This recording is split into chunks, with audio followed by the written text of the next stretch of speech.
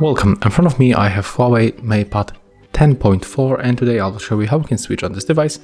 So when you put this device into the landscape mode, and you will get the camera in the upper section of the screen, you can find power key right here on the left edge, and you have to simply click and hold it just like that.